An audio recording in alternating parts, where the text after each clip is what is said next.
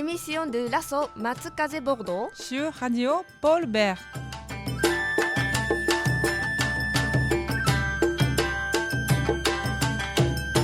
Banzai! こんにちは。よろしく頼むぞ。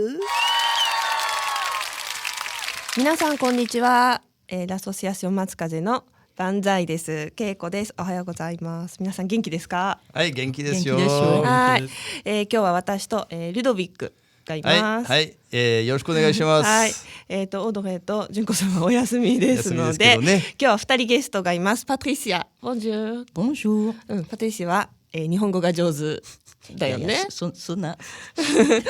パトリシアは、tu pratiques Aikido pendant beaucoup d'années, 35 ans. Oh, すごいね。で、tu habitais au Japon, à Tokyo. Ouais. Maintenant, tu habites à Paris. À Paris. はい、bienvenue à Bordeaux. Merci. Bienvenue. はい、そしてたくまさん、ボンジュー。Bonjour。たくまさんもこんにちは。こんにちは。日本語で大丈夫だよね。少し。はじめまして。少し。たくまさんは、tu es graveur franco-japonais né à Bordeaux, et illustrateur et musicien. すごい。ね、すごいいろんなことやってるね。ワンマンなんていうの、ポストロックバンド。Oui, one man band. C'est-à-dire, je fais de la musique tout seul. あ、なるほど、そうなんだ。concert dessiné avec Domonさん。Avec Adrien Domon, qui est un dessinateur du Lot-et-Garonne, mais il a longtemps habité à Bordeaux aussi. すごいすごい。On va parler tout ça à la fin de l'émission。よろしくお願いします。よろしくお願いしまお願いします。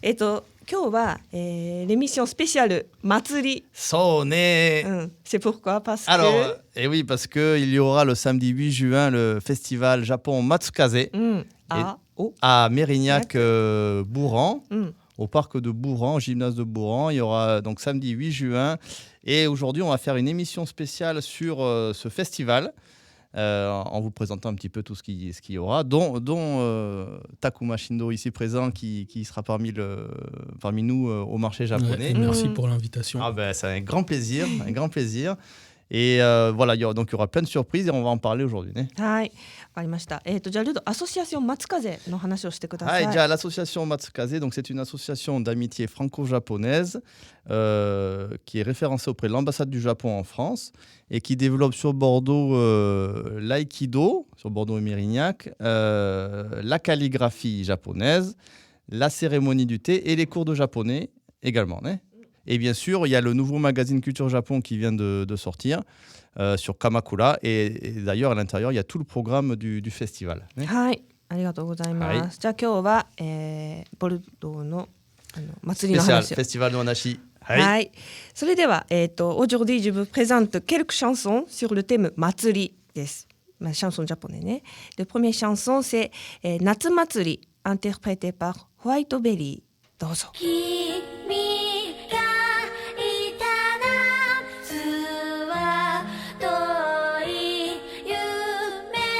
の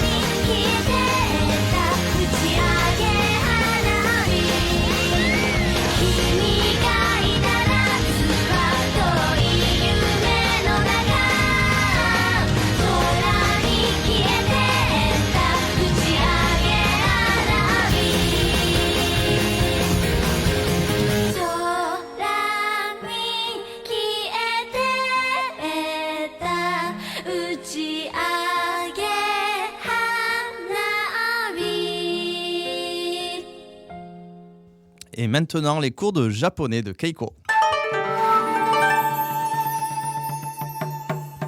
はい。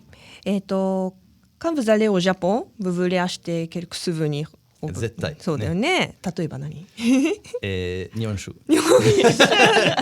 実は日本酒だね。たくまさん何買いたい？ Tenugui.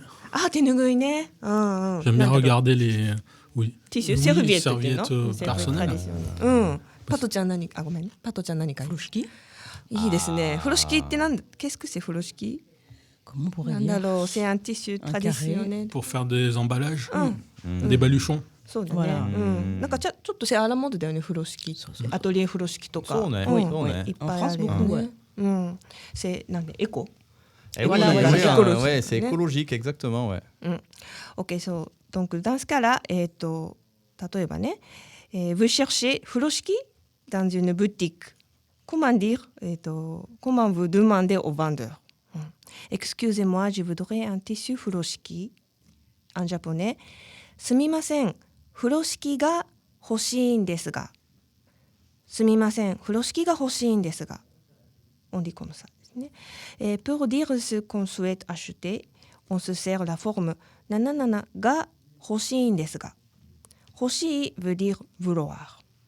Desu ga sert à expliquer la situation et inviter l'interlocuteur à apporter une réponse. Et il faut laisser l'intonation en fin de phrase. Nanana ga hoshiin desu ga. Sumimasen, furoshiki ga hoshiin desu ga. じゃあパトちゃん。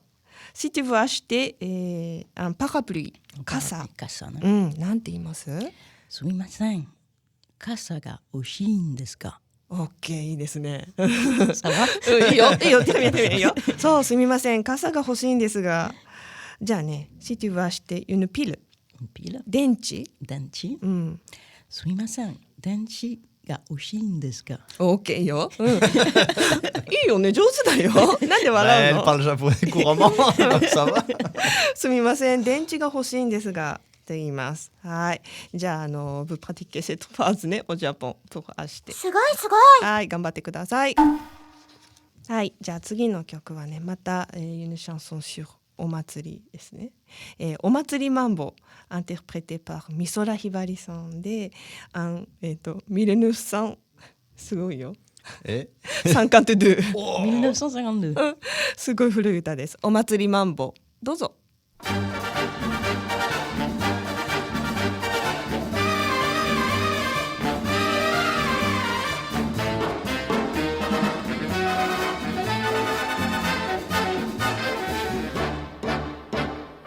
私の隣のおじさんは半田の生まれでジャキジャキ江戸っ子お祭りさんが大好きで、ねじり鉢巻き揃いの浴衣、雨が降ろうが槍が降ろうが朝から晩までおみこし担いでわっしゃいわっしゃいわっしゃいわっしゃい、ケーキをつけろ塩まいておくれわっしゃいわっしゃいわっしゃいわっしゃい、それそれそれお祭りだ、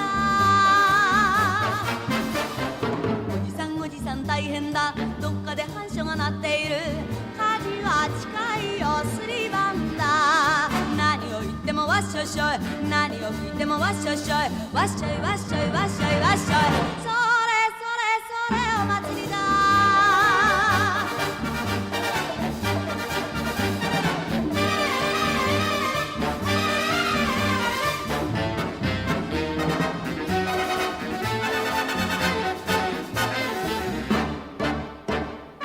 そのまた隣のおばさんは浅草育ちでちょっぴり美人でお祭りさんが大好きで、引きなす足に絞りの浴衣、雨が降ろうが槍が降ろうが朝から晩まで岡倉見物ピーヒャラピーヒャラ、てんつくてんつくおかめと鬼がはんにゃとひょっとこがピーヒャラピーヒャラてんつくてんつく、それそれそれお祭りだ、おばさん大変だ、おうちは留守だよ空っぽだ、こっそり空き巣が狙ってる、何を言ってもピーヒャラヒャ、何を聞いてもてんつくつ、ピーヒャラピーヒャラてんつくてんつく、それそれそれお祭りだ、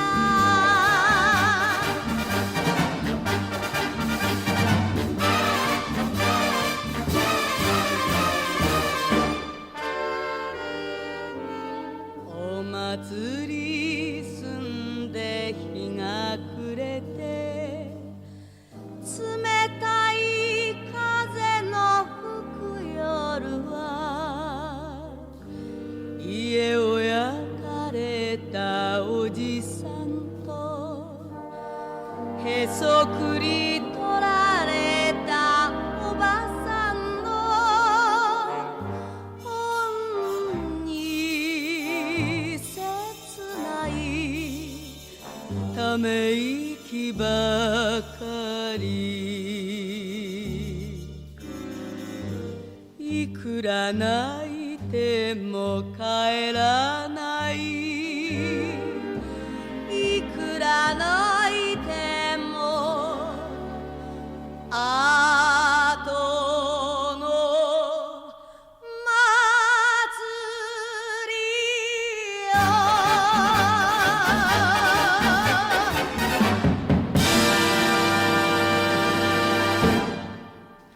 Maintenant, on parle de Matsukaze Matsuri. Oui, du festival Japon Matsukaze. Alors peut-être il faudrait dire un mot sur Matsuri. Mm. Qu'est-ce que c'est Matsuri? Festival. D'ailleurs, on est festival, festival à la japonaise. On pourrait dire ça. Donc voilà, on va d'abord vous présenter le programme. Donc ce sera, on le redit, le samedi 8 juin à Mérignac-Bourran, le premier festival japonais sur Bordeaux, hein, on peut le dire. Festival Japon Matsukaze. Donc ça commencera en début d'après-midi, à midi et demi. Donc c'est l'ouverture du festival. Et puis voilà, donc il y aura tout d'abord des démonstrations d'arts martiaux. Il y aura des démonstrations d'aïkido, d'ailleurs par l'association Matsukaze Bordeaux. Démonstration d'aïkido enfant vers 14h. Puis ensuite, il y aura des adultes débutants, donc les ceintures blanches, hein, vers 15h.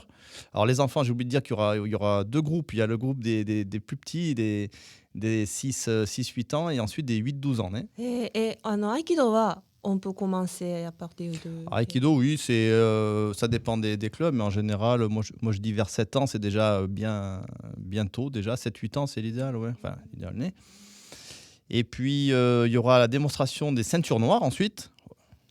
Yosh. 強い人だよね。そうね。パトちゃんもサンティオノアだよね。 Oui. Ça fait longtemps ですか。そうね。 Heureusement, après 35 ans. すごいすごい。 そうね. Donc les ceintures noires, alors, il faut dire quand même qu'en Aikido, on porte le hakama. 何パンタロンっていうの。 Alors hakama, oui, c'est un pantalon, c'est le pantalon des kimonos, des samouraïs à l'époque. C'est un pantalon assez large. Pour pouvoir bouger facilement. Ouais. Pour pouvoir bouger facilement. Exactement. Et donc d'ailleurs, l'aïkido, un petit mot sur l'aïkido. Qu'est-ce que c'est Aikido? Alors l'aïkido, bon, il y a plusieurs manières de le définir. Hein. Moi, je dirais que c'est l'art de prendre l'avantage sans violence, par exemple. Ça peut être une des définitions. Ouais. Donc c'est un art martial qui est dynamique, pacifique, même si ça fait mal de temps en temps, si on n'est pas d'accord. Alors, très harmonieux. Voilà, donc c'est un art martial qui est accessible à tous, qui est basé sur l'esquive et l'utilisation de la force de l'adversaire. On pourrait dire ça aussi. Il y a des techniques de projection, d'immobilisation, de contrôle. Et dans Aikido, il y a le mot ki, enfin le kanji ki. Comment on pourrait traduire ça, le ki? L'énergie. L'énergie, exactement. Voilà, donc ça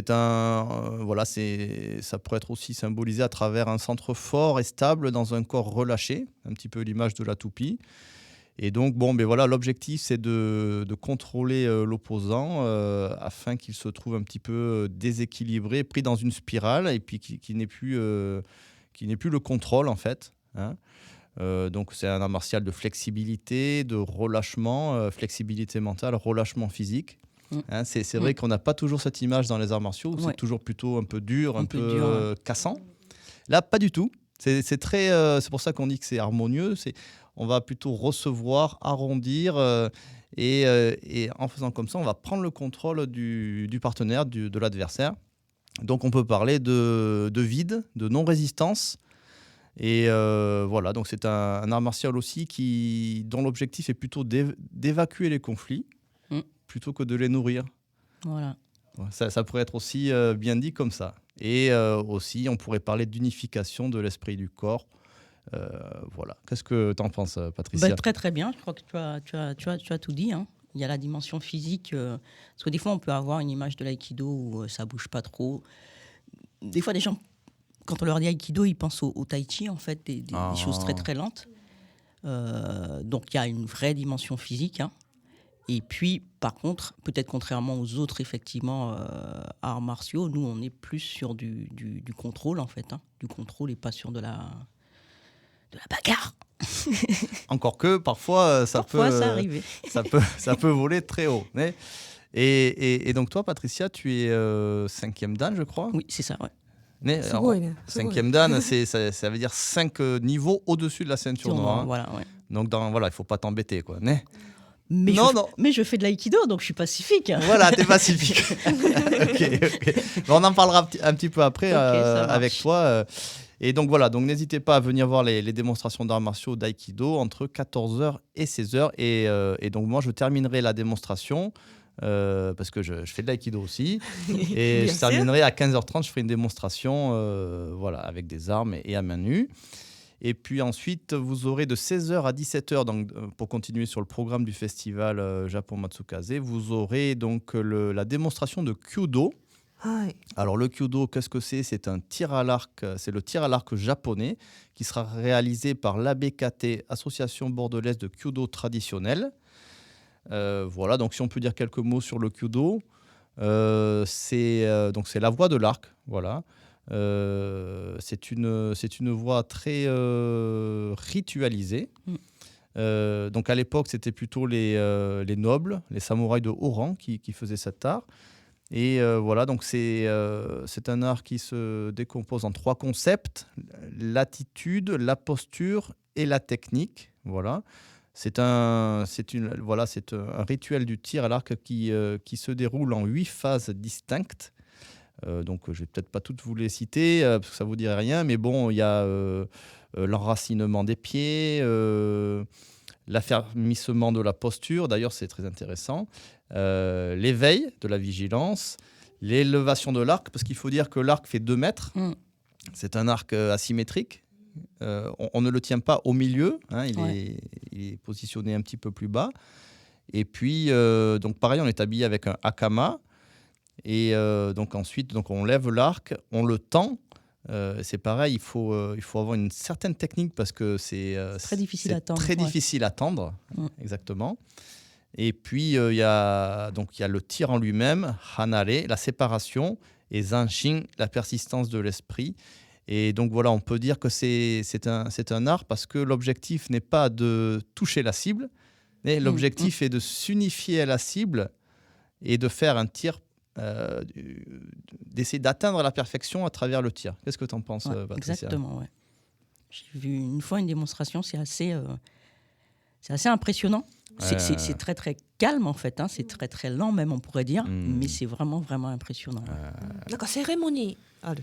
Oui, mais c'est un rituel, c'est une cérémonie, exactement. Donc il y a un grand maître qui s'appelait Maître Hanzawa, pour les connaisseurs, qui disait voilà, il faut s'abandonner et mettre sa vie en question dans chaque tir, par exemple, ou qui disait aussi le Kyudo est une épreuve de soi fondée par la relation entre la cible et soi. Voilà, donc c'est vraiment un art magnifique. Et on a la chance d'avoir un club très dynamique sur Mérignac qui nous fera l'honneur de venir et de faire une démonstration et qui tiendra aussi un stand. Voilà, donc on pourra aller discuter avec eux, parler, et puis pourquoi pas, poser des questions, etc. Poser des questions, voilà. savoir un peu plus. Voilà. Et puis, pour terminer, donc, il y aura un stage de taiko. Donc ça, on en parlera un petit peu plus loin dans l'émission. Un concert de taiko également. On vous expliquera après ce que c'est exactement. Et le marché japonais. Donc là, on aura un marché très dynamique avec beaucoup d'artistes, dont Takuma Shindo-san qui est ici avec nous. Ah oui, Keiko, exactement. Tu fais bien de me le dire, pour la calligraphie. Junko il y aura Junko, mais on va en parler plus précisément après. Et donc toi, Keiko, tu feras la calligraphie japonaise. Et la calligraphie japonaise, Honoresho. Est-ce que tu peux nous en dire quelques mots? カリグラフィーってすごい歴史が古いので、il y a plusieurs styles ですね。で、donc Honoresho c'est une style moderne なんです。だからnormalement calligraphie on utilise l'encre noire, on dit l'encre chinoise, mais Honoresho on utilise aquarelle aussi.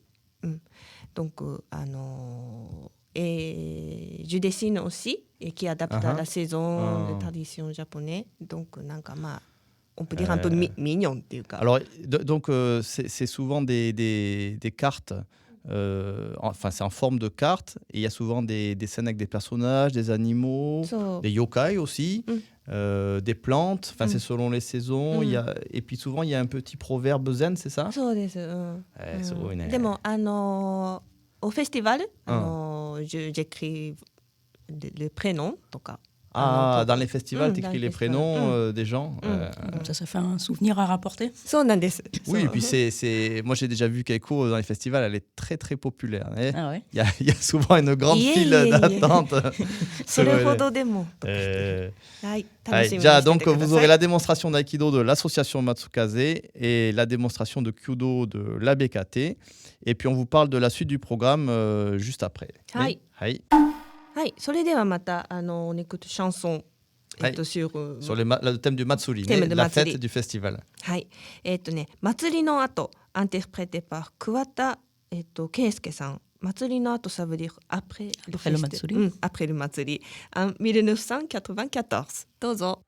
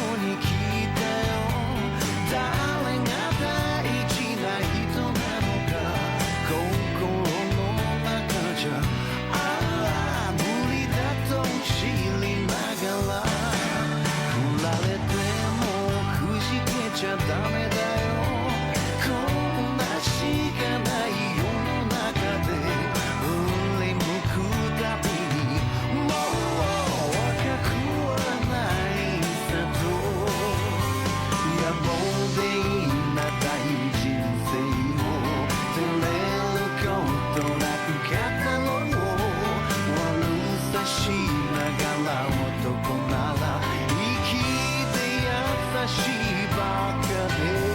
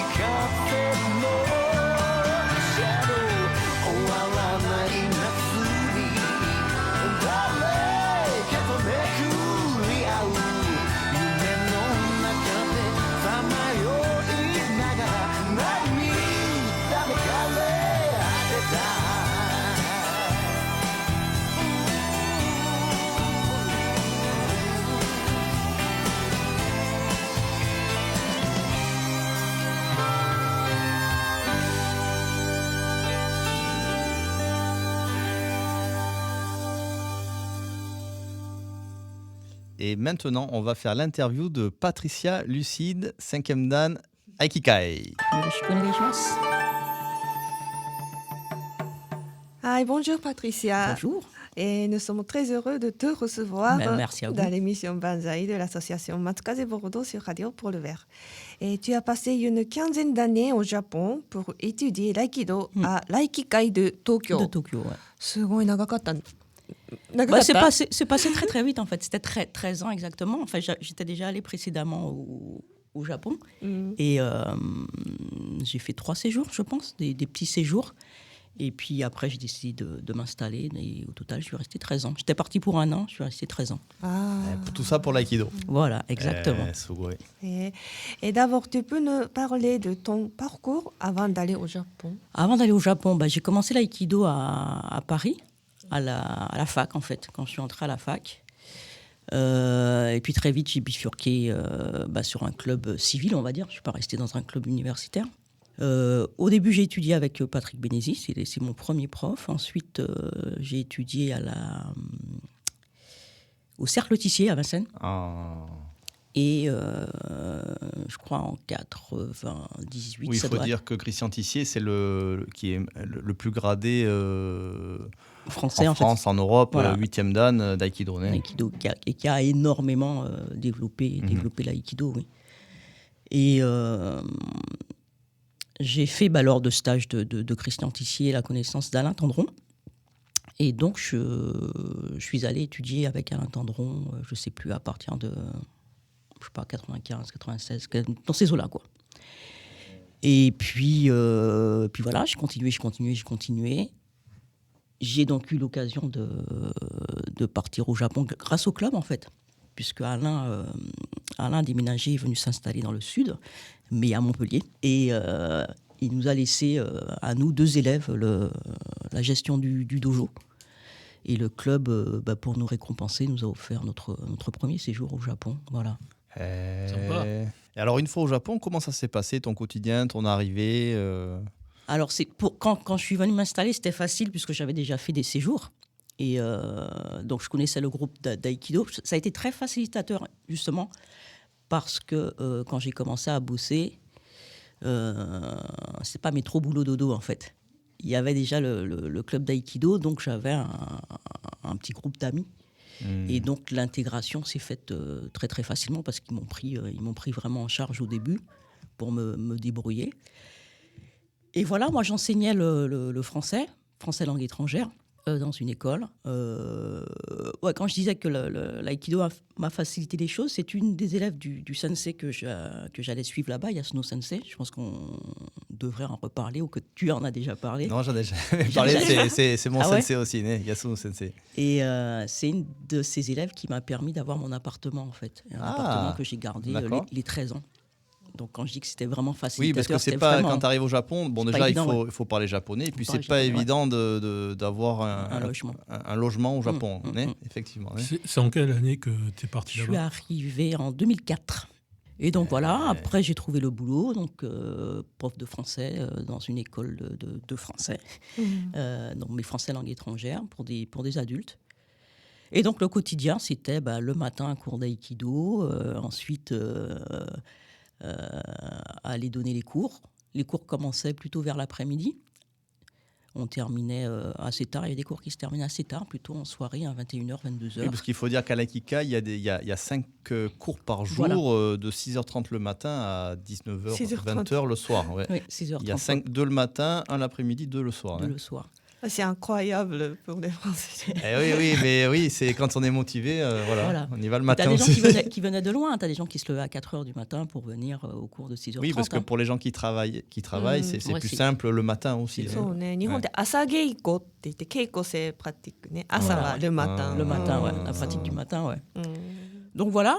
Et puis je jonglais, donc j'avais arrangé mon emploi du temps pour pouvoir faire de l'aïkido. Donc c'était soit les cours du matin, soit les cours du soir. Il y a certains soirs où je ne travaillais pas, donc j'étais au dojo. Et maintenant, tu peux nous parler de Aïkido et comment tu as commencé et quel genre d'arts martiaux est-ce que c'est?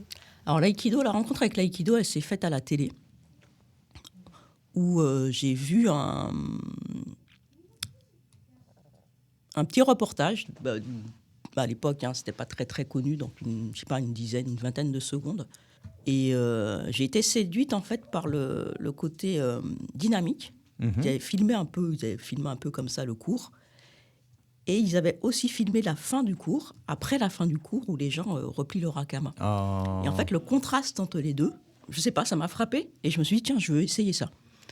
Et c'était un stage en fait de Yamaguchi Sensei, qui est le sensei de Yasuno Sensei, qui avait lieu à Vincennes à l'époque, puisqu'il venait assez régulièrement. Et donc, je suis allée à la fac et j'ai regardé, j'ai cherché Aikido. C'était classé par ordre alphabétique, donc c'était le premier. C'était un signe. Voilà. Et j'ai commencé comme ça. Donc, pour moi, c'est ces deux côtés, le côté dynamique, mais le côté aussi un peu introspection, en fait. On réfléchit sur soi, on bosse sur soi. Et il y a ce retour au calme, en fait. Voilà. よくできました Qu'est-ce que tu aimes dans l'aïkido? Qu'est-ce que j'aime dans l'aïkido? J'aime chuter. J'aime chuter. Ouais, mais vraiment, vraiment. Maintenant, j'enseigne depuis que je suis rentrée du Japon. Enfin, j'enseignais avant de partir au Japon, mais j'étais vraiment...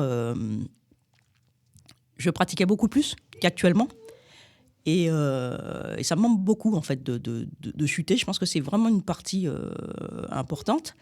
Après, bien sûr, c'est la philosophie. En aïkido, on parle de partenaire. Tout à l'heure, tu te reprenais tes partenaires adversaires. C'est vrai qu'en aïkido, on parle de partenaire. C'est une opposition, on se pose un conflit. Mais ce conflit, justement, on essaie de le résoudre de la meilleure des façons. Et cette philosophie-là, ça me plaît bien, quoi. Et puis, il faut préciser aussi que, parce que tu dis que tu aimes chuter, c'est vrai que c'est peut-être pas parlant pour tout le monde, enfin, c'est peut-être pas facilement compréhensible. En aïkido, la chute permet aussi d'avoir beaucoup de sensations pour apprendre l'aïkido. Donc, c'est chuter pour progresser. Pour progresser, ouais. Pas chuter pour chuter. Oui, pas chuter, avoir mal et souffrir. C'est aussi, c'est plutôt pour progresser, se développer et avoir des sensations. Et qu'est-ce que tu cherches à perfectionner ou à réaliser? Justement, ce côté résoudre le conflit sans brutalité, sans violence, et arriver, quel que soit le gabarit, en fait, des gens auxquels je suis opposée, à trouver cette énergie en moi. On parlait du ki tout à l'heure. Trouver cette énergie qui permet de vraiment utiliser le mouvement du partenaire. Et vu mon gabarit, donc vous ne me voyez pas, mais je suis vraiment toute petite. C'est quand même un défi. Et donc, c'est assez plaisant, en fait, de sentir qu'à un moment, c'est pas d'abord la force. On a besoin de la force physique. On a des muscles et tout, on les utilise. Mais qu'il y a autre chose, il y a ce ki, un peu mystérieux, qu'on peut utiliser. Et couplé à la force, en fait, on arrive à dégager une puissance assez importante, en fait. Sugoi. Patricia, donc, peux-tu nous parler des principes, d'ailleurs, tu viens d'en parler du ki maintenant, d'aïkido, les principes d'aïkido les plus importants pour toi? Vaste sujet. Je crois qu'il y a déjà cette idée d'accepter le conflit, en fait. D'accepter l'opposition physique. L'acceptation. Ouais, vraiment. Et donc d'accepter qu'on va être en difficulté à un moment, mais qu'on va chercher à résoudre cette difficulté. Donc je pense que comment on pourrait dire ça? Ouais, la décision. Tu as l'acceptation, ensuite tu as la décision. Quand tu fais une technique, bien sûr, on veut résoudre le conflit sans violence, mais il faut que tu sois décidé, et c'est un art martial. Donc il y a des projections, donc parfois physiquement c'est un peu dur. Donc cet esprit de décision. Et puis rester accroché à cette volonté de ne pas chercher à s'imposer à tout prix à l'autre, quoi. C'est les choses qui me paraissent les plus... Donc voilà, acceptation, décision et esprit de paix. すごい。 Esprit de paix. すごいよね、aikidoって話聞いて。 Ouais, c'est vraiment différent. C'est une autre manière de percevoir le conflit et l'art martial en lui-même. En lui-même, ouais. Et pour toi, quelle est la principale différence entre l'aïkido français et japonais? Waouh. いっぱいあるよね。Ouais, il y en a beaucoup. Moi, ce que j'ai perçu, c'est que justement cette dimension de je fais une discipline où il y a un conflit physique, où je dois projeter des gens, elle est présente dans les deux pays, mais au Japon, le côté étude, parce que ça c'est quelque chose qui me plaît aussi dans l'aïkido, on n'a jamais fini en fait. On ne gagne pas de médaille, c'est pas une compétition, on ne gagne pas de médaille, Oui. on n'est pas champion de quelque C'est chose. vrai qu'on ne l'a pas précisé en Aikido, il n'y a pas de compétition. Et on étudie, on approfondit. Et ce côté-là se retrouve vraiment au Japon, ça m'a frappé. Vraiment la sensation que les gens, quand ils viennent faire 1 heure d'aïkido, ils viennent étudier sur eux en fait. Et ils ne viennent pas se battre et ils ne viennent pas chercher à imposer quelque chose à l'autre. Donc c'est physique. Et l'objectif, c'est de ne pas utiliser la force d'abord. Ce n'est qu'un objectif, donc ça veut dire qu'au départ, on l'utilise. Hein. Mais il y a plus ce côté étude. Ouais, c'est vrai qu'en France, peut-être en Europe, on retrouve plus le côté de domination, dominer l'autre, écraser l'autre peut-être, alors qu'au Japon, c'est plus partager, s'entraider, coopérer, travailler pour progresser. Et puis vraiment la recherche de la perfection, en tout cas du perfectionnement, et ce relâchement en fait physique. Je trouve que même des gens très, très, très... En fait, il y a les deux. Des gens très costauds au Japon qui sont relâchés, tu sens pas qu'ils utilisent de la force. Et ce que j'ai vécu aussi, des débutants, que ce soit des filles ou des garçons pas très costauds et qui n'ont pas beaucoup de technique, mais qui font leur technique à fond. Qui n'ont pas peur, en fait, de faire la technique. Et pour moi, c'est cet esprit-là de décision et de dire, voilà, j'accepte ce truc physique, je dois attaquer, je dois faire fort ma technique, et en même temps, je préserve mon partenaire. Et ce côté étude, pas opposition et pas juste activité physique, en fait. Juste, je viens bouger, je viens faire des trucs, et ouais. Et puis, il faut peut-être préciser que dans l'aïkido, effectivement, il y a le relâchement. Et on pense toujours que être fort, c'est être dur. Et là, dans l'aïkido, on voit, à travers les maîtres et puis les pratiquants, les anciens, on voit que le relâchement, c'est très, très puissant. Et là, on se dit, mais c'est souvent, on se dit, mais c'est pas possible. Et c'est même dévastateur. Ouais. C'est... Et tu as aussi, Patricia, beaucoup étudié le japonais et la calligraphie japonaise. Tu peux nous en parler un petit peu ? Alors le japonais, ça s'est imposé. Hein. Lors des premiers voyages, c'était difficile de communiquer. À l'intérieur, je ne parle même pas de la ville, en fait, hein, du groupe Aikido. Bien communiquer avec eux, c'était quand même plus simple de parler japonais. Donc je m'y suis mis, je ne sais pas, au retour de mon 2e voyage. J'ai continué à étudier. Et bien sûr, quand je suis arrivé sur place pour m'installer, je suis allé à l'école pour vraiment, vraiment me perfectionner. Et puis la calligraphie, hasard d'une rencontre, en fait, par une élève de l'école de français où j'enseignais, qui elle-même faisait de la calligraphie, et qui m'a présenté son sensei. Ce qu'il faisait m'a plu, j'ai un peu tergiversé, parce que l'aïkido prenait beaucoup de place, et faire de la calligraphie en plus... Et puis j'ai craqué, j'ai commencé justement en faisant des cartes postales. Il proposait aussi des petites cartes, comme un peu ce que fait Keiko, dans un autre style, mais c'était un peu la même chose. Oui, parce qu'il faut dire, Patricia, que oui, dans la calligraphie, tu as quand même été très loin. Parce que moi, J'en ai fait 8 ans. On a fait 8 ans. J'étais à une de tes expositions, c'est quand même une sacrée étude. Tu es entré dans cette voie. Un peu, c'est pareil, hein, on retrouve donc la calligraphie en japonais, on dit shodo, on retrouve ce do d'aïkido, du judo, et le do c'est la voix de l'étude en fait.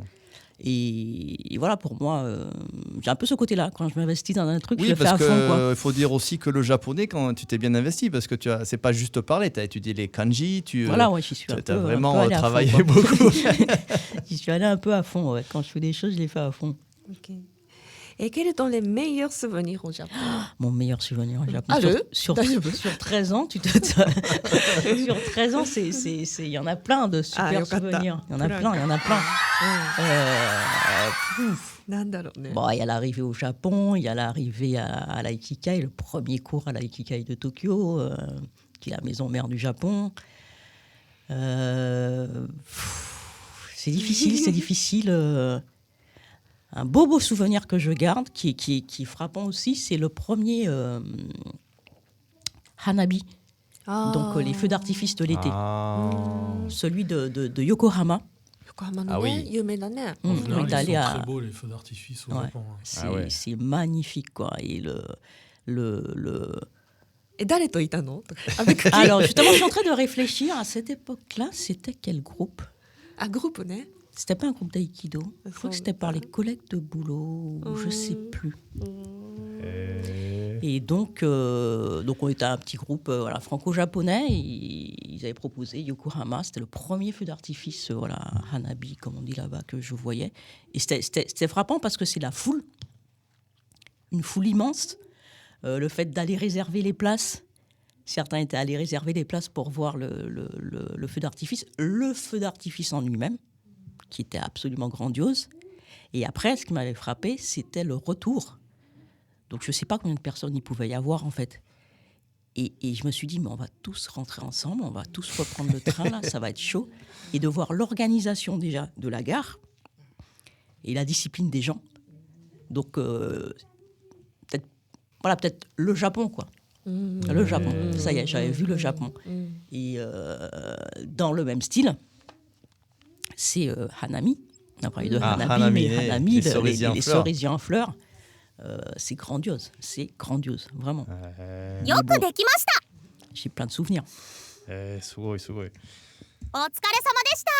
Quel est ton plat préféré? Mon plat préféré, je vais être très très simple. Après, je vais expliquer parce que vous allez certainement rigoler. C'est le bol de riz japonais. Parce que pour moi, c'est vraiment... On peut parler de plein de choses. Donc déjà, en partant au Japon, j'ai découvert que le Japon, la cuisine japonaise, c'était pas seulement, comme on dit, les sushis et les yakitori. Parce qu'à l'époque, on connaissait quasiment que ça. Un petit peu ramen, on commençait à parler. Et là-bas, j'ai découvert toute la cuisine, comment on va dire, que les Japonais font chez eux, qu'on ne connaît pas dans les restaurants. Mais surtout, j'ai compris, le riz japonais, ça n'a rien à voir. C'est hyper important. Ça n'a rien à si voir. Si le riz est mauvais dans un restaurant, à Bordeaux, il y a quelques restaurants où le riz il est vraiment pas bon. Moi, j'y retourne pas. Ah ouais, manger juste un bol de riz, comme ça. À une époque, je prenais vraiment le petit-déj à la japonaise. Il me fallait mon bol de riz. Donc, je me suis acheté la machine à riz. Ah ouais. Après, il y a plein de trucs. Hein. Il y a les soba, il y a plein de trucs. Et la cuisine que font les Japonais chez eux. Mais le bol de riz, c'est immense. Et on passe un petit bonjour à Maison Musubi au passage, qui fait la cuisine familiale à Bordeaux, des copines. Bon, mais j'irai voir. Allez, gâteau. Et quel message tu voudrais faire passer aux personnes qui débutent en Aikido? Quel message? De comprendre les 3 principes dont j'ai parlé, ce côté acceptation, il va y avoir du conflit. Mais je vais chercher à le résoudre de la bonne façon. Donc, garder en tête ce qu'est l'aïkido, de ne pas chercher à s'imposer et de comprendre qu'en fait, il faut travailler d'abord sur soi. En fait, quand on fait de l'aïkido, même s'il y a une position, même si on fait des techniques pour faire chuter un partenaire ou pour l'immobiliser, le plus gros du travail et ce qui va faire progresser, en fait, réellement, c'est qu'on travaille sur soi. Donc, il faut être vraiment honnête avec soi-même, sur tous les plans, et ne jamais oublier ça, quoi. Arigato, Patricia. Et quels sont tes projets? Alors, mes projets, là, tout de suite, c'est de retourner au Japon cet été. Pas mal.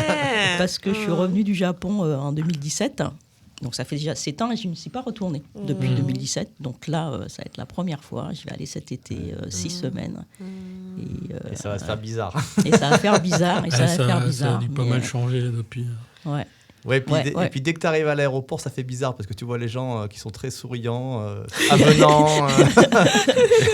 Déjà, tu dis, mais les policiers qui disent bonjour monsieur. Bonjour. Ouais, donc ça va. Ouais, j'avoue que Et tu vas faire un peu d'aïkido ou juste en mode détente? Beaucoup d'aïkido. Beaucoup d'aïkido. J'y retourne pour ça.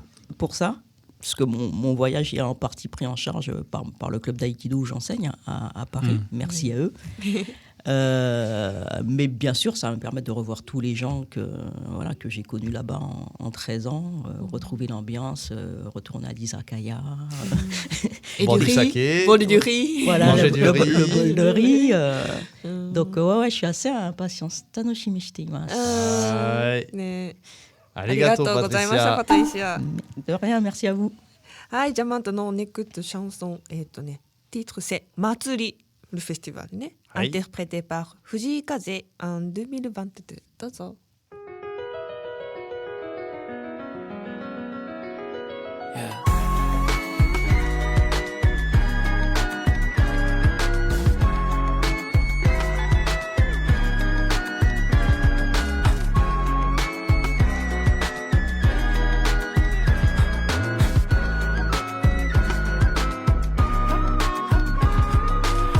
愛しか感じたくもない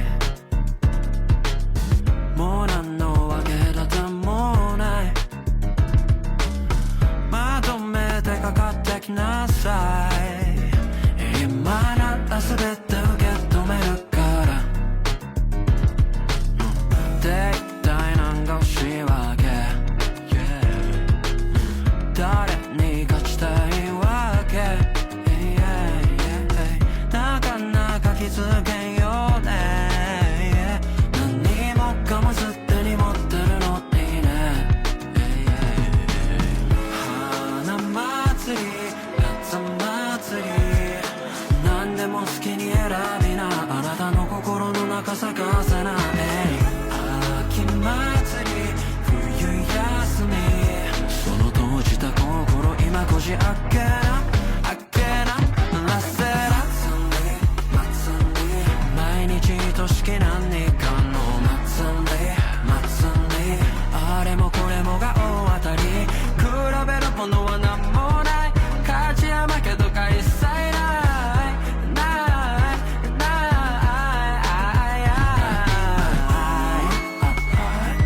何もしたこっちゃない好きにしてください、何もしたこっちゃない好きにしてください、僕が激しく泣いたせいで君が派手に笑ったせいで、夏の暑さ体を焦がして冬の厳しさ骨身に染みた、真っ平らに生きらんでたらまっすぐにそこへ行けたから、しゃ今なら遅くねえからしゃしゃしゃしゃ夏祭り生まれゆくもの死にゆくもの全てが同時の出来事、秋祭り冬休み皆抱きしめたら踊りなさいなさいな、毎日愛しき何かの祭りあれもこれもがありがたし、苦しむことは何もない、肩を落とすことは一切ない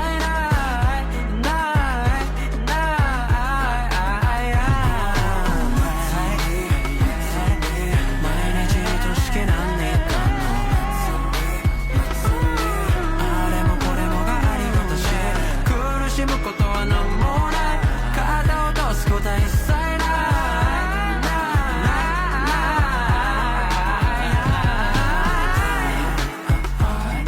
何もしたこっちゃない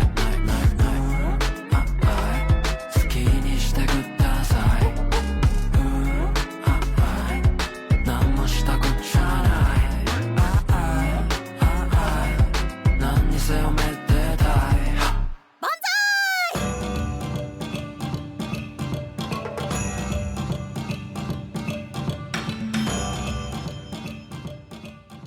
はい、Ludovic, j'ai maintenant continué à parler de Matsukaze Matsuri. Festival Matsukaze Matsuri. お願いします。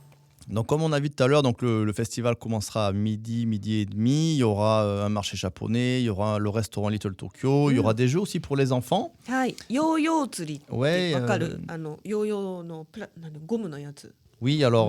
Pêche à Ouais, yo-yo. donc il y aura des jeux ok, japonais, ok, ok. oui. Des jeux japonais qu'on a ramenés du Japon. Et puis il y aura des jeux français, donc il y aura une petite zone pour les enfants. Et justement, on dit aux enfants, parce qu'il y en aura beaucoup qui viendront pour la démo d'Aikido, et puis pour les autres aussi, de venir déguisés en manga, en ce qu'ils veulent, en petit samouraï, enfin bon. Et puis donc il y aura les démonstrations d'arts martiaux, comme on a dit tout à l'heure, entre 14h et 17h. Il y aura un stage de taiko de 17h à 19h sur réservation. Ça, on va en parler encore un petit peu après. Et donc, on va parler du marché japonais. Maintenant, il y aura un grand marché japonais en extérieur. Yeah. Voilà, ça va être vraiment très, très intéressant. On recevra Monsieur Takuma Shindo-san qui fait des estampes japonaises. Donc, on va en parler juste après, hein, Takuma. Et puis, donc, il y aura beaucoup de monde. Alors, pour commencer, il y aura bien sûr l'association Matsukaze Bordeaux avec Keiko, はい。 qui fera un stand de calligraphie japonaise où vous pourrez faire votre nom そう、sur mesure. sur mesure. Il y aura le stand Aikido, cours de japonais, cérémonie du thé. So, nous, on a quelques classes de japonais. Voilà, il y aura Célia, la professeure de japonais, qui tiendra le stand avec d'autres personnes et des élèves d'Aikido. Voilà, où vous Ah pourrez, d'accord, il y aura moyen d'aller prendre quelques petits cours, enfin de parler un petit peu pour ceux qui connaissent oui, pas. Oui. Donc, alors, il n'y aura pas d'initiation, mais on pourra discuter directement avec les professeurs, prendre des informations, etc. Donc là, ce sera un centre de rencontre, en fait, de l'association Matsukaze. Par contre, au stand de calligraphie, on pourra faire des cartes par Keiko. Voilà. Ensuite, il y aura Junko Création. Junko Création qui est avec nous d'habitude et qui fait des décorations créatrices d'intimité. はい、純子さんはランプとか。 Elle fait des lampes, elle fait des petits objets avec origami. des objets un peu miniatures avec des origamis, des petits jardins. C'est magnifique. Elle fait des choses. C'est magnifique. Vraiment, vous aurez l'occasion de découvrir son art. D'ailleurs, elle expose un petit peu. Je crois que c'est chez Ishikawa. Elle fait aussi des cadres. Elle fait pas mal de choses. Et, on retrouvera aussi Audrey, qui est avec nous d'habitude, qui tiendra le stand de saké, sommelière de saké, au Saké Plus Event. はい。ね、デギュスタションとかあるのかな。Je crois pas qu'elle fera dégustation, mais elle fera goûter les différents sakés qu'elle proposera. Il y aura aussi Austria Collection, donc c'est un aikidoka, Christophe, qui a créé une marque franco-japonaise sur le lien des huîtres entre la France et le Japon. Et il fait des choses magnifiques aussi. Ouais. Vous aurez l'occasion de découvrir ça. Il y aura donc Little Tokyo, la cantine japonaise de Bordeaux. Donc c'est notre amie Masako et plein de copines qui japonaises, japonaises, qui feront des très très bonnes choses à déguster. Voilà, on leur passe le bonjour. Ikuyo Poupiene, qui est une céramiste. Et elle lance l'activité kintsugi. Kintsugi aussi. Ah ouais. Ouais, elle fait kintsugi. Maintenant, réparation des Réparation, céramiques abîmées avec lac. Oui, mais c'est un art. Il faut dire que c'est pas juste réparer. C'est Ouais, un art. Ça peut intéresser du monde, ça. Ouais. Et elle était venue ici, on l'avait reçue, je crois que c'est l'année dernière. Et elle fait pareil, elle fait des céramiques magnifiques qu'on retrouve dans les grands restaurants étoilés. Ok. Et donc, elle fait des plats, des choses, des vases. C'est très, très beau. Kura de Bourgogne, qui vient de Bourgogne et qui fait du miso, du soja et de la bière japonaise. なんか味噌をピーマンデスプレッドとか Ah bon やってるんだって。 Alors après, voilà, il a des créations particulières. Donc Vous l'avez goûté, celui au piment d'Espelette? Je crois pas. Non, qu'on l'a c'est pas le goûté. nouveau だって。 Ouais, c'est nouveau. Ouais. on a goûté çaなんだっ m'intrigue. け。 Oui, voilà. Donc après, c'est intéressant ce qu'il fait. Faudra venir. Il fait ça en Bourgogne ou il Il s'est fait ça en installé ici? Bourgogne. Il fait ça en Bourgogne. Ouais, il a vraiment un très gros atelier D'accord. et il distribue ça. Et c'est très très intéressant. On retrouvera aussi Atelier Akane. Donc c'est les kimonos japonais. Elle est なんていうのスペシャリストで。 Spécialiste habillage. de l'habillage De du l'habillage. kimono. Et on pourra faire des essayages avec des vrais kimonos. Donc c'est très très sympa aussi. Ouais. Très agréable à porter le kimono. Je l'ai Pour porté faire des une belles fois. photos. Ah, c'est vrai. Et d'ailleurs, Keiko, toi, tu seras peut-être en kimono. Kimono de iko kana, gambatte. Katakana. Ouais. On retrouvera aussi Yosuke-san qui était avec nous dans la dernière émission, qui est un illustrateur aussi, qui fait des portraits. Et à l'intérieur des personnages, on retrouve des paysages du Japon. C'est vraiment très intéressant. On l'a reçu récemment. C'était très, très sympa ce qu'il fait. On retrouvera aussi Konishiba. Cornelia, qui est une copine qui fait des shibori, et teintures naturelles, qui est allée au Japon récemment avec une émission. Ils sont venus la chercher en France, tu sais, l'émission là, ils te paient le billet d'avion, ils t'amènent au Japon et ils t'amènent voir des grands maîtres, etc. Je ne sais pas si tu as déjà vu cette émission. Et elle fait des très très belles choses aussi. On retrouvera Tanuki no Mori, donc c'est la boutique de décoration japonaise avec Anaïs. Voilà, qui est maintenant une des références sur Bordeaux.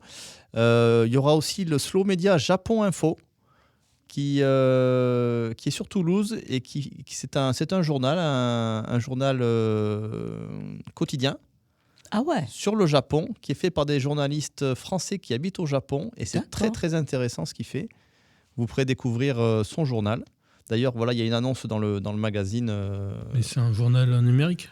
Non, c'est un journal papier. Il le fait aussi en version numérique, mais c'est en version papier. Ouais. Quotidien. Et c'est alors son site, c'est japon.info. Voilà, donc si vous écrivez Japon Info, vous allez trouver facilement. Et voilà, non, c'est un journal et c'est très très intéressant, c'est très bien fait. D'accord. Voilà, vous pouvez vous abonner. Donc, vous pourrez rencontrer les directeurs. Il y aura aussi Planta Police qui fait des kokedama. C'est des petites sculptures en fleurs. On retrouvera aussi Yes Studio avec Stéphane Casier qui était venu aussi, qui fait des choses très sympas sur les yokai. Voilà, c'est des illustrations vintage japonaises. On retrouvera aussi Michael Bettellini, qui est un mangaka, donc qui viendra parler de son expérience et présenter ses récents mangas. On aura Patrick de Japonisme, qui fait des lampes japonaises artisanales. Je ne sais pas si tu l'as déjà vu, je crois, non ? Oui, elles sont super belles. Elles sont magnifiques. Et c'est magnifique. Des vraies lampes. On s'était rencontrés au festival à Bègle et il avait pris cette vague et il en avait fait une lampe. Et ça rend super bien. Oui, parce que c'était à travers la lampe, c'était oui, parce qu'il utilise du papier washi. Ouais. Il fait des choses extraordinaires. Donc, il sera parmi nous. On est très content aussi de le recevoir.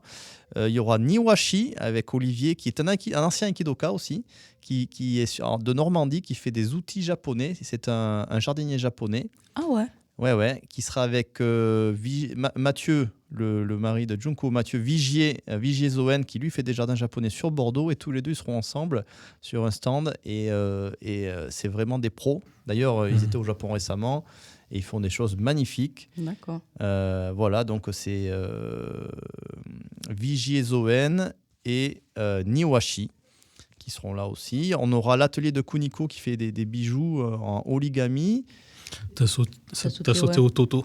Ah oui, alors je vais revenir sur Ototo. Donc Ototo Atelier, Ototo Atelier qui fait des vêtements. Vêtements et cartes postales. Et des cartes postales avec des logos japonais, des dessins. C'est très sympa aussi ce qu'ils font. Voilà, pour les découvrir. Il y a Yuki Crea aussi, j'ai oublié, qui fait de l'artisanat japonais. つまみ細工っていうんだけど、ちりめんってティッシュトラディショネルジャポネのjuste un morceau elle plie comme origami. Elle fait la décoration pour les cheveux ou boucles d'oreilles. Ok. Donc il y aura ensuite, je reviens sur l'atelier de Kuniko qui fait des bijoux et qui fait aussi des massages japonais. Donc elle aura aussi son salon de massage. On aura Shobi qui était venu aussi, qui fait du thé japonais d'exception. Elle fait des très très belles choses. Donc Takuma, on va en parler juste après, qui fait des estampes japonaises. Monoya Tokyo, qui font aussi dans le textile japonais. Ils font pas mal de choses très très sympas. Fugetsu, donc artisanat et thé japonais. Donc voilà, vous aurez vraiment un marché il y a du monde magnifique. On aura aussi un stand de whisky japonais, un stand de shiatsu, donc le massage japonais, un stand de Douyin avec Vital Move, qui fait aussi, c'est un genre de yoga massage japonais, et le stand de Kyudo. Voilà. Et stand. Et il ne faut surtout pas oublier la radio Paul Bert. Avec Boris et Alexandre qui seront là. Ils auront leur stand et on pourra faire des interviews, etc. Ce sera vraiment un grand plaisir de les recevoir et on les remercie. Hein. C'est un très grand plaisir. Voilà pour ce qui est du marché japonais. Ensuite, on va vous parler donc du taiko. Parce qu'il y aura un stage de taiko entre 17h et 19h sur réservation, donc il reste encore quelques places. On aura le groupe Paris Taiko Ensemble qui nous fera l'honneur de faire un stage. Donc les gens qui seront inscrits pourront pratiquer le taiko. Ils seront formés sur 2 heures. Ce sera vraiment... c'est une grande chance d'avoir ça. Donc n'hésitez pas si vous voulez, il reste encore quelques places. Et puis à 20h30, il y aura le concert de Paris Taiko Ensemble. Alors, est-ce que vous connaissez le taiko ? Oui. Tambour. Le taiko, voilà, c'est le tambour japonais. Et voilà, c'est un instrument très ancien, qui remonte à, je crois, au 6e siècle, et qui servait pour les célébrations shinto, et puis aussi pas mal sur les champs de bataille. Et on voit peut-être, vous avez vu dans les films de samouraï, les tambours. Bon. Et puis donc Paris Taiko Ensemble, c'est un groupe qui est mené par Tulga Yessi Latei, si je ne me trompe pas, qu'on avait aussi interviewé ici. C'est un ami qui fait des choses magnifiques et qui a créé son école de taiko sur Paris en 2011 et maintenant il tourne partout en France, en Europe. C'est lui qui fait le festival des arts martiaux. Il fait des concerts à l'UNESCO. Il a fait le concert pour l'ouverture de la Coupe du Monde de rugby aux Champs-Élysées. Enfin bon, voilà, ils sont maintenant demandés de partout. Et ils nous font l'honneur de venir au Festival Japon Matsukaze. Voilà, donc ce sera vraiment un grand plaisir de les découvrir. Et donc vraiment, si vous avez l'occasion, c'est un concert à ne pas manquer. Voilà. Tout ce que je pouvais dire sur ce festival. Beau programme. Japon Matsukaze. はい。ルドありがとうございました。そしたらon va écouter une chanson というか。Mais on va écouter c'est une chanson de Paris Taiko Ensemble. 隔離だそうです。ça veut dire confinement. Il l'avait fait pendant le confinement. Voilà. どうぞ。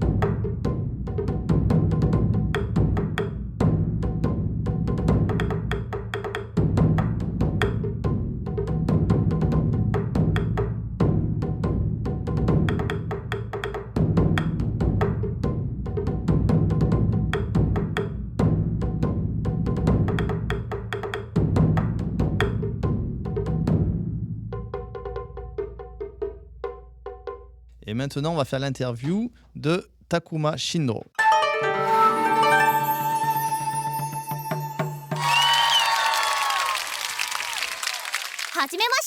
Bonjour Takuma-san. Bonjour. Nous sommes très heureux de te recevoir dans l'émission Merci de Banzai m'accueillir. de l'association Matsukaze Bordeaux sur Radio Pôle Vert. Et tu es graveur franco-japonais, né à Bordeaux, et illustrateur et musicien. Sugoi ne. On va parler de tout ça et bienvenue. Yoroshiku onegai shimasu. Takuma-san, tu es originaire d'où au Japon et comment ta famille est arrivée à Bordeaux? Alors, moi, la famille de mon père est de Akita, Akita no au hito nord nan du da. Japon. お酒のとこじゃない。C'est ça. 米の米のとこパトちゃんは。Et ma mère, par contre, est de bordelaise, famille de Bordeaux. J'ai grandi à Saint-Pierre. Et j'ai fait ma 6e dans le bâtiment juste en face. C'était l'annexe du collège Chevreus quand j'ai fait ma rentrée. Je pense que je suis passé par devant les carreaux là en face. Et comment es-tu devenu artiste graveur d'estampes japonaises? Alors, j'ai toujours beaucoup dessiné, mais je crois que c'est en 2015. Oui, c'est en 2015. Mon frère et ma belle-sœur m'ont demandé de faire le faire-part de naissance de ma nièce et ma sœur, le Noël précédent, m'avait offert un nécessaire de gravure. Donc je me suis dit que c'était le moment de tester et puis ça m'a plu, donc j'ai continué. Puis j'ai fait aussi le faire-part de naissance de mon neveu plus tard, de mon filleul et de ma nièce suivante. Parce que là, on voit sur la table là, de l'émission de radio, on a pas mal de tes productions. C'est vraiment c'est magnifique. Merci. Il y a beaucoup, il y a des yokai, il y a des vagues, il y a des dessins japonais. Alors je sais pas comment on pourrait. とか猫ちゃん。 C'est très varié en fait. Ouais, c'est très Mais- varié. Il y a... J'aime pas rester dans un seul univers. Et selon l'inspiration, je vais faire soit des images très simples comme celle-là. Je pense que c'est ce que je préfère faire. C'est une vague. C'est une vague. Mais- うん。 elle est avec magnifique. une seule Ouais. couleur. うん。 En bleu. Ou de temps en temps, je vais faire des trucs un peu plus complexes, comme là où il y a plusieurs couleurs. Et c'est un peu plus travaillé comme image, quoi. Mais quand je vais faire des images comme celle-là, je vais plus me baser un peu sur des émotions. Et là, celle que tu as dans la main, Celle-là, là, alors c'est une これも面白いねなんか c'est。très différent parce Oh, que c'est c'est une ça. collaboration en fait avec une artiste bordelaise. Alors son nom d'artiste c'est Tati Prout. D'accord. Prout. C'est une graffeuse à la base. Et on fait partie du même collectif d'artistes, l'Irrégulière. Alors pour les auditeurs, comment on pourrait présenter Décrire, décrire cette c'est C'est un personnage, c'est un radis qui se repose sur une île qui flotte sur les nuages. voilà, c'est ce qu'on pourrait parce que bon, vous ne voyez pas l'image, mais voilà, pour vous la décrire. Et quelle technique tu utilises pour les estampes? Alors, c'est un peu un mélange d'Occident et de Japon parce que j'utilise du linoléum, c'est de la linogravure ou du bois, mais plus souvent du linoléum. Mais pour le papier, j'ai utilisé du papier washi, donc le papier japonais traditionnel. Et je vais imprimer au baren, qui est une espèce de galette pour frotter derrière le papier pour faire le transfert d'encre, plutôt que d'utiliser une presse comme c'est plus souvent le cas ici. Quel genre, pour préciser, quel genre d'illustration donc tu fais par catégorie, si on pourrait dire.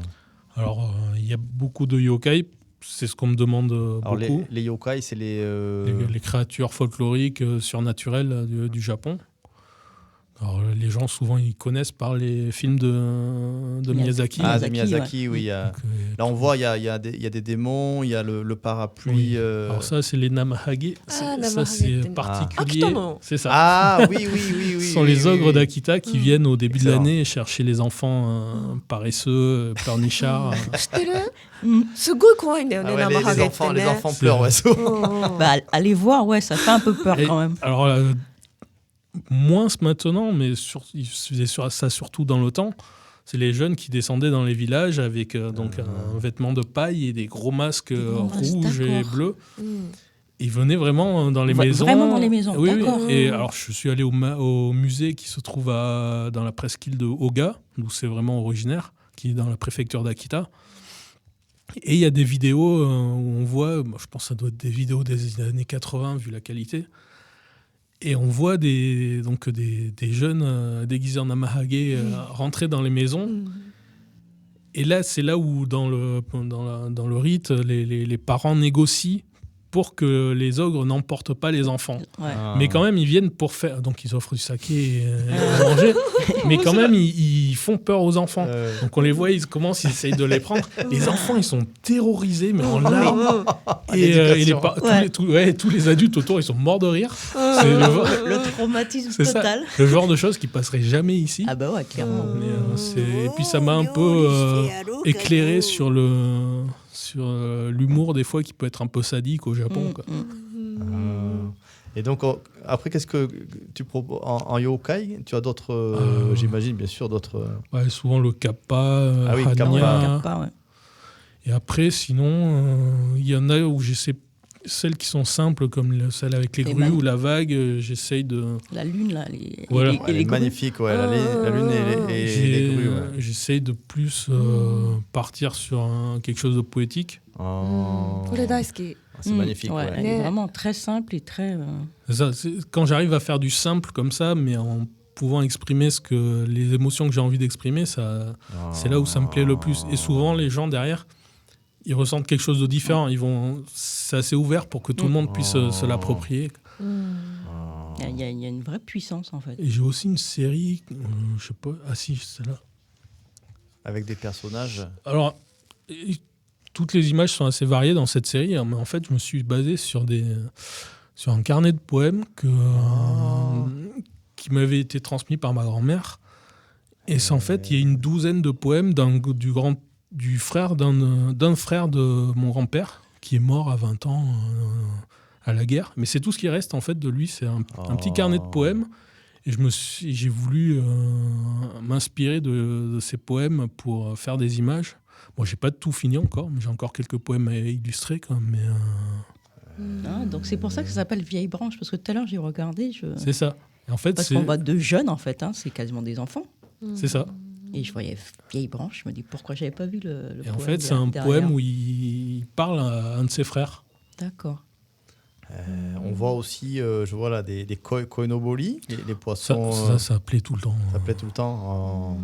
C'est vraiment une des images typiques aussi. La petite bleue, alors ça, c'est la deuxième version. J'en avais fait une première. En fait, c'est une gravure que j'étais pas satisfait.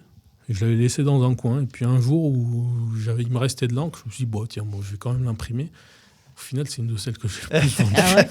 Comme quoi, hein. Bah ouais, c'est ça. C'est vrai qu'elle est bien faite. Le regard des gens est pas forcément le même que celui de l'artiste. Oui, c'est ça. Et tu peux nous en dire plus sur tes inspirations. Et tu fais aussi des affiches, des summiers, des aquarelles, des BD aussi. Alors la BD, ça fait longtemps que je n'en ai pas fait. Mais par exemple, la BD, je faisais ça quand je faisais pas de gravure encore. C'est des BD qui n'ont jamais été publiés. J'ai juste mis sur Internet. Ça racontait un peu la vie de moi et mes copains. Je faisais surtout de la musique à ce moment-là. Donc c'était dans des groupes de punk rock, de hardcore. On faisait tout nous-mêmes. On organisait les concerts. Je fais toujours partie d'une asso. On a un local vers la Victoire, ici ou ailleurs.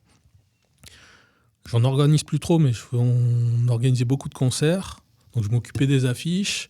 On a le local de répète. Les groupes peuvent s'enregistrer s'ils veulent sur place. Et du coup, je racontais tout ça un peu en BD. En général, sur Internet, on peut regarder. Sur mon site, je les ai regroupés en PDF. Après, ça commence à être un peu vieux. Il y a beaucoup de private jokes. Souvent, je racontais les trucs les plus ridicules qui nous arrivaient ou qu'on faisait, quoi. Et aussi, parce que là, on a sur la table aussi une bouteille de vin avec une de tes de tes productions. C'est ça. En fait, alors ça, c'est un lapin que j'avais fait pour l'année du lapin et que j'avais offert à des amis et qui ont un couple d'amis vignerons qui sont tombés dessus, à qui ça a beaucoup plu et qui m'ont demandé de l'utiliser sur leur bouteille. Donc, c'est le domaine Julien Auroux. C'est du vin bio. Et Sympa, hein. donc ça, c'était l'an dernier et ils étaient tellement contents que cette année, j'en ai fait une note, mais pour un vin rouge. Ah, super. Donc, il va me l'amener dimanche. あ、そうなの。待ってsuper, ますね。うん、本当だ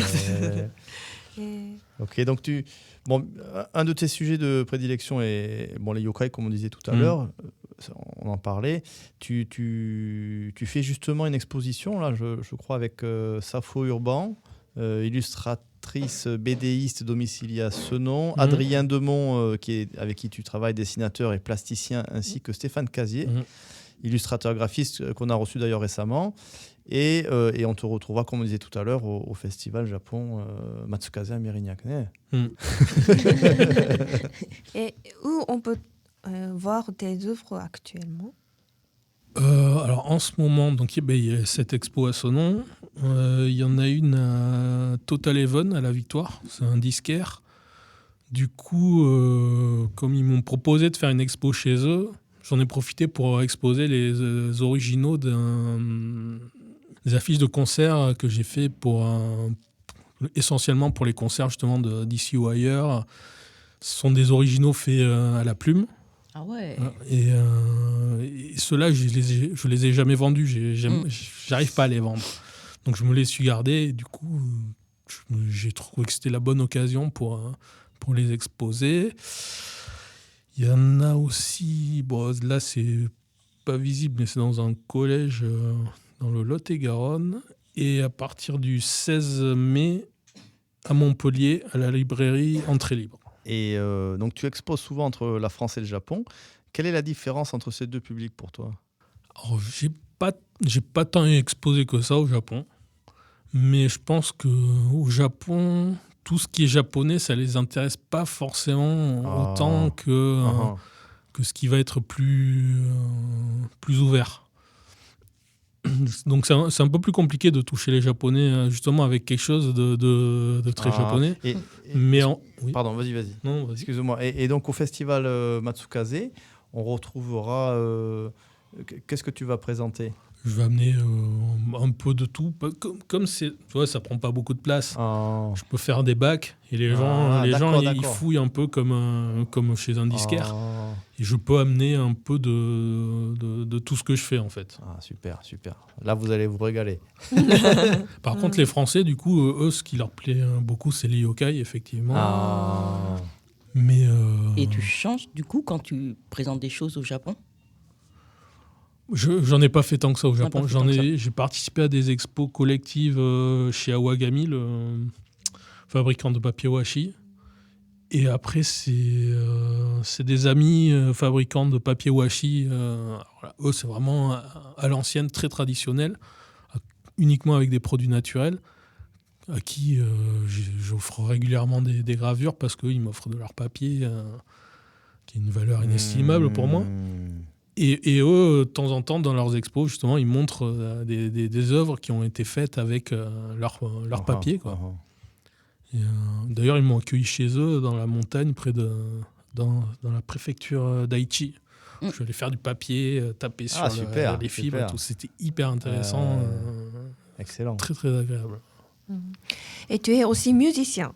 Et depuis 2011, tu collabores avec le dessinateur Adrien Demont. C'est ça. Au sein du duo Takedemont. Takedemont. Dans tes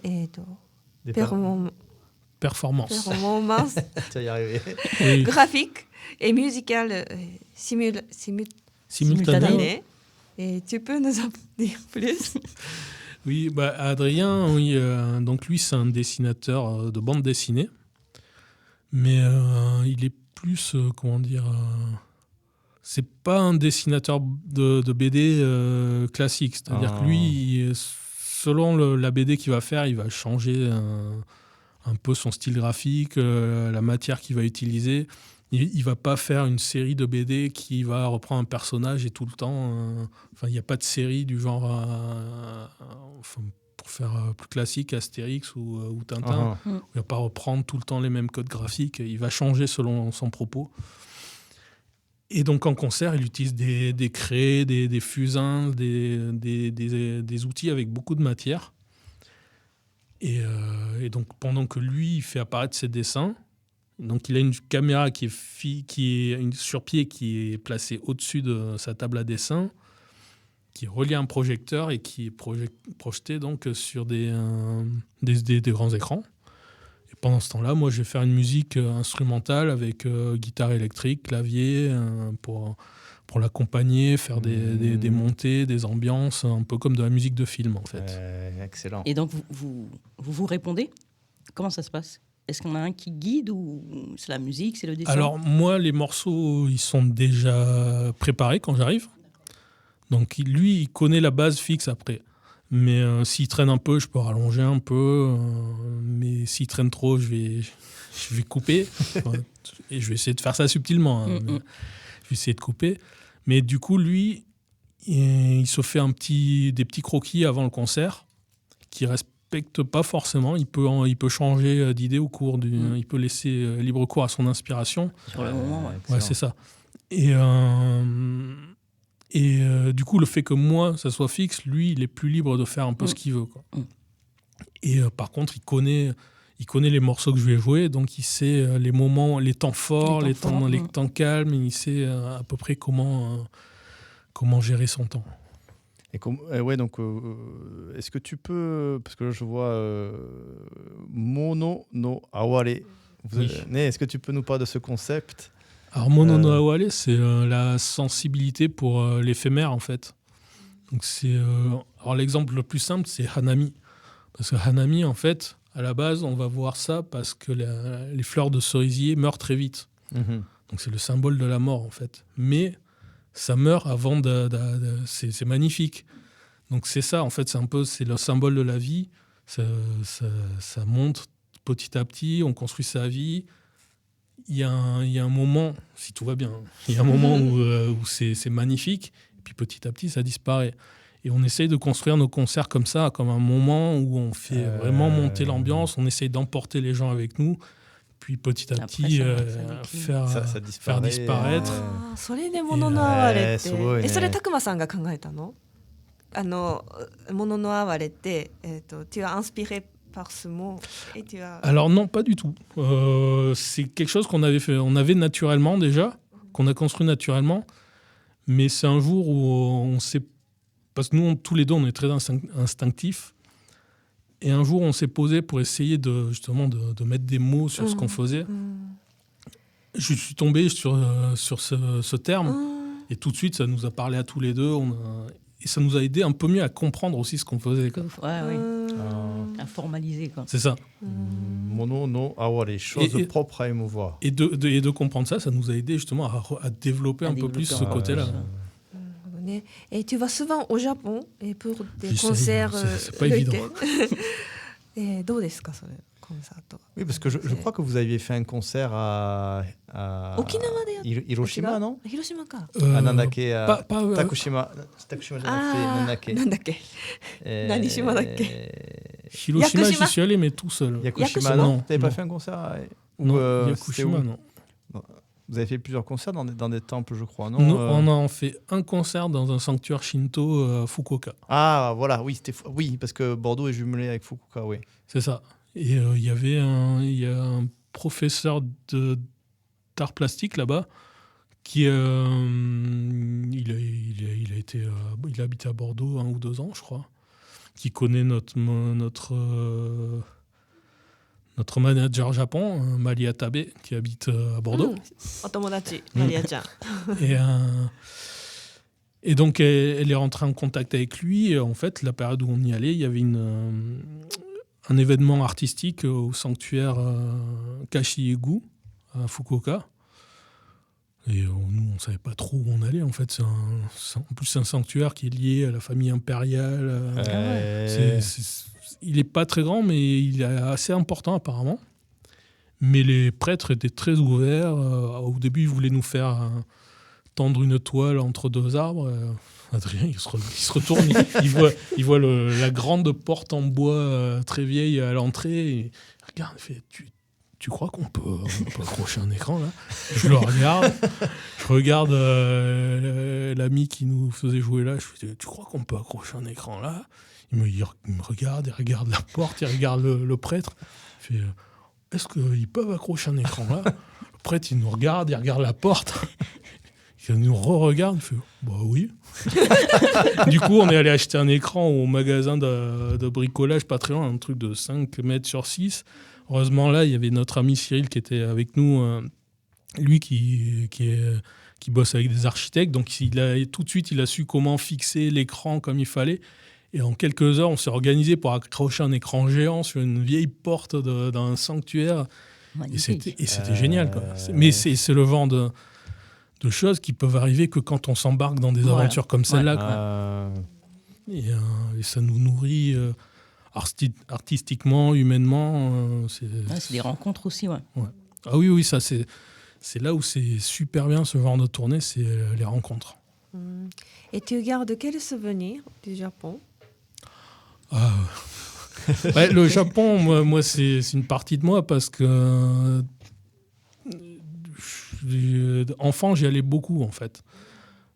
Pour les vacances d'été. Tant que mes grands-parents étaient en vie, mes parents, ils essayaient de nous y envoyer le plus possible. Alors, c'était pas évident tous les ans parce que c'est cher. Surtout. Moi, au début, quand j'étais petit, ça allait, mais après, j'ai 3 frères et sœurs, donc au bout d'un moment, ça commence à coûter cher. Mais du coup, même sans parler trop, j'ai toujours baigné là-dedans. Et de toute façon, même mon éducation ici, même si j'ai toujours été réfractaire avec mon père pour parler japonais, il nous a éduqués avec beaucoup de culture autour du Japon. Il y avait toujours des amis japonais. Donc le Japon, moi, ça fait partie de moi, quoi. Takuma, comment on peut se procurer tes œuvres ou alors assister à un de vos concerts? Alors, moi, j'ai une boutique sur Etsy. Donc il y a le lien sur mon site internet. Qui est... Alors mon site, c'est tac.com. Tac avec T, 4A et un K.com.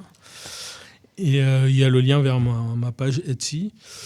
Et sinon, par moment, sur des événements comme le Matsukaze bientôt. Et durant l'expo à Montpellier, là, j'ai envoyé un stock de gravures sur Montpellier, à la librairie Entrée Libre. Mais sinon, j'essaie de pas trop... je préfère rester sur soit de l'emporter, soit sur des stands.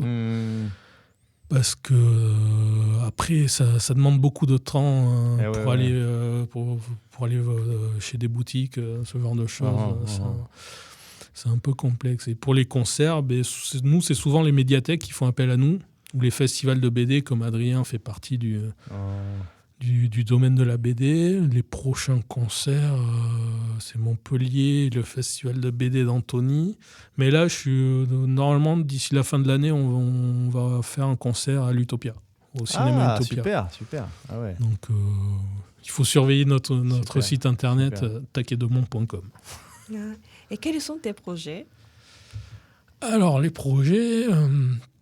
mais là, on est en discussion pour retourner au Japon en septembre-octobre, parce qu'on a été invité par l'Institut français de Fukuoka. Et puis, toujours par il y a aussi l'organisation Tohoku Livehouse Daisakusen qui s'est occupée de nous sur la dernière tournée. En fait, c'est une organisation, c'est plusieurs musiciens, salles de concert, techniciens du Tohoku qui s'étaient organisés après le tsunami pour reconstruire, d'abord pour aider tout le monde, ensuite pour reconstruire un réseau culturel, musical, des salles de concert et pour redynamiser culturellement, quoi. Et il y a un couple qui habite à Tours, c'est Eric et Naoko, donc c'est Daisakusen Europe, qui de temps en temps ils envoient des groupes français là-bas pour pour qu'il y ait un échange culturel, dynamiser et faire parler du Tohoku ici. Et ils ont accepté justement sur la dernière tournée de nous faire jouer là-bas. Alors moi, ça m'a arrangé parce que la partie nord du Japon, c'est toujours compliqué de trouver des concerts. Et comme c'est très facile, c'est très facile. C'est plus facile entre Tokyo et Fukuoka. Mais jusque-là, j'avais jamais rien eu dans le nord à part Niigata et Nagano. Et donc là, ils nous ont organisé un petit séjour dans le Tohoku. Et pour eux, c'était important en fait qu'on comprenne en fait ce qui s'est passé.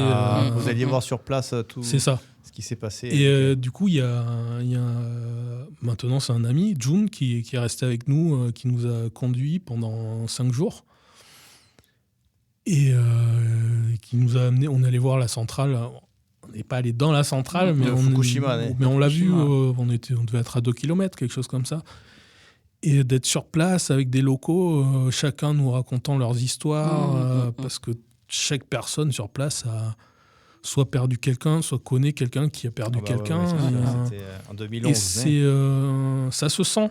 Parce que nous, en plus, on est arrivé d'Okinawa, Osaka, où les gens sont beaucoup plus légers, font la fête, ils vivent plus légèrement, quoi. Tandis que là, même, je sais pas, c'est l'an dernier, donc c'est 12 ans plus tard, les gens, ils sont encore impactés. On sent l'ambiance, le poids. C'est ça, mais ce sont des gens du coup qui ont vraiment conscience de la beauté de la vie, quoi. Mais justement, ce côté Mono no Aware, eux, ils l'ont vraiment intégré en eux-mêmes. Et c'est ce genre de rencontre, moi, que j'adore et qu'on peut faire uniquement dans ce cadre-là. Dans des occasions et donc, eux, éventuellement, ils sont OK pour nous refaire venir dans le Tohoku, parce qu'eux aussi, ils étaient contents de la venue d'étrangers. On a joué, c'était à Miyako, je crois. Il nous dit on était les 7e étrangers à venir à 11 ans à jouer dans la salle. Et d'ailleurs, juste une petite anecdote, c'est que le patron le propriétaire de la salle de concert de Miyako, c'est le père j'ai oublié son nom, du premier danseur étoile de l'Opéra National de Bordeaux. Ah oui. C'est hasard total. Comme quoi, une coïncidence. Comme quoi, on retrouve Bordeaux partout. Mais oui. はい、たくまさんありがとうございました。Tu peux nous présenter la chanson que tu as choisie? Ah oui, alors je crois que c'est Sabat de Mono. Mono, qui est un groupe donc de post-rock, donc musique instrumentale. C'est un peu le style de musique que je fais. Et c'est un groupe qui est passé. Alors là, j'ai choisi un morceau il doit faire 4-5 minutes, mais c'est un morceau très court pour eux. J'ai essayé de choisir un pas trop long. Et ils sont venus plusieurs fois à Bordeaux. La première fois que je les ai vus, ils avaient joué à la Victoire. Il y avait des copains qui faisaient leur première partie. Et la dernière fois que je les ai vus, c'était, je crois, 2020. Ils ont joué au Krakatoa. Mais régulièrement, il y a des petits groupes comme ça. Eux, internationalement, dans ce style-là, c'est un gros groupe. Mais au Japon, ils ne sont jamais très connus, ce genre de groupe. Mais de temps en temps, il y a des groupes indés sur Bordeaux qui sont très intéressants.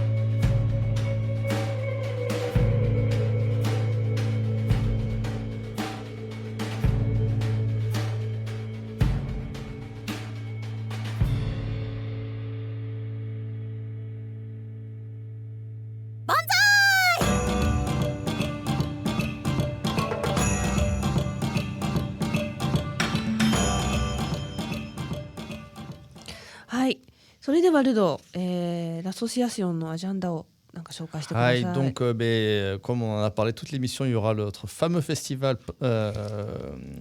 Matsukaze, Japon Matsukaze, donc le samedi 8 juin à Mérignac-Bourran. Vous pouvez retrouver toutes les informations sur notre site aikido-matsukaze.com. Voilà, et puis nous, l'association, comme d'habitude, on a l'aïkido, calligraphie, cérémonie du thé, cours de japonais, tout ça. Vous avez toutes les informations sur le site internet.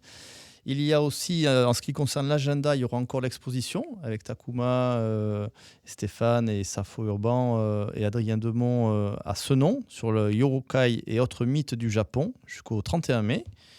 Et puis, vous pourrez aussi retrouver le festival Fanamanga à Mimizan le samedi 1er juin avec Keiko. Pour la calligraphie, ce sera pour les 20 ans. Il y aura aussi Animasia hors les murs avec 2 cérémonies du thé organisées par Keiko Onishi Shiran Dayone. Pour les 20 ans, pareil, du festival Animasia sur animasia.org hors les murs. Vous aurez aussi le festival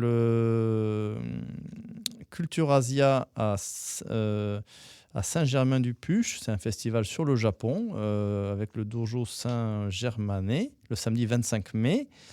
Et puis, je crois que c'est tout. Et puis donc, nous aurons le concert le samedi 8 juin de Paris Taiko ensemble. はい、on est. ありがとうございました。こちらこそ。はい、パトも今日はどうもありがとうございました。 Koshirakoso. Tu vas Merci rentrer beaucoup. Paris, Léoné. Merci beaucoup. Ouais, je suis encore pour Il y a un stage ce soir, c'est Il y a pas stage, fini. ouais, c'est pas fini. C'est pas fini. Donc je suis encore en stage avec Ludo. Jusqu'à demain, et puis je reviendrai pour le Matsuri, bien sûr. あ、本当ありがとう。嬉しいね。待ってます。あり Tu がと feras う de ね。 l'aïkido pour le Matsuri? Ah non, là, c'est... Ah bah si, c'est Koneran Sensei. C'est Koneran non, Sensei. mais il y aura les ceintures noires et J'ai je lancé serai un très conflit. heureux de voir Patricia parce que un aïkido qui, voilà, si les gens veulent venir voir ce qu'elle propose, c'est très intéressant. はい、たくまさんもありがとうございました。 Merci beaucoup. うん。はい、それでは。 Et juste, je voudrais, pour les gens, si vous voulez voir ce que propose Takuma, vous allez sur son site internet tak.com. Alors, avec 4 A. Oui, c'est ça. Sinon, vous tapez mon nom, Takuma Shindo, et ça devrait remonter. Et il y a un autre site, tak-et-demont.com, TAK-ETDEMONT.com. Et là, c'est votre C'est site pour qui est les plutôt concerts de dessin. les concerts. Voilà. はい、では Merci beaucoup d'être venus à tous les deux. Merci Arigatou beaucoup pour gozaimashita. Merci à vous. l'invitation. ございました。Merci pour votre écoute. Merci à tous les auditeurs de l'émission Banzai de l'association Matsukaze Bordeaux. Nous sommes impatients de vous retrouver la semaine prochaine pour une nouvelle émission tous les jeudis à 16h30 sur Radio Pôle Vert. それでは皆さん、万歳で終わりますよ。いくよ、せーの。 Banzai! さようなら